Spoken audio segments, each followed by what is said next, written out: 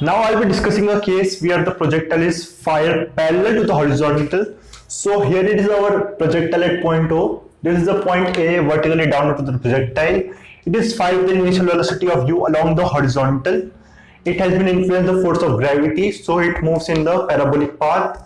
At time t, it reaches point P. At time t, the distance covered along the horizontal direction is x, and the distance covered along the vertical direction is y. So we'll first considering the motion along horizontal. Ux is u, the initial velocity by which the projectile is fired along horizontal, and ax is 0 because it has been fired with the initial velocity, constant initial velocity. The acceleration is 0 along horizontal.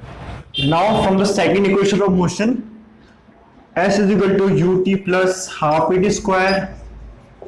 At time t at point P, s is x, u is ux, time t is t, half ax. Acceleration along horizontal is ax t square. Further, x is equal to ux is here is u, t, ax here is 0 because the velocity along horizontal is constant. So x comes out to be ut. Also, time is x upon u from this. Now motion along vertical, the velocity, initial velocity by which the projectile is fired along horizontal was ux, but it was not fired in the vertical direction. So initial velocity by which the projectile is fired along vertical is 0, uy is 0, and the acceleration in the vertical direction is the acceleration due to gravity, which is g. Again using the second equation of motion, s equal to ut plus half at square.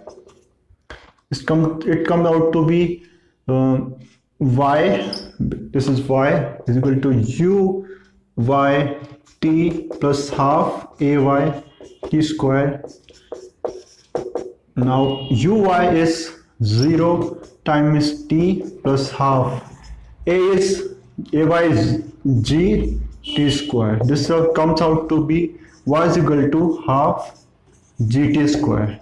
Y is equal to half g. From the first equation, t is x upon u whole square. This becomes y is equal to half g upon u square times x square. These are expression for a projectile fired parallel to the horizon.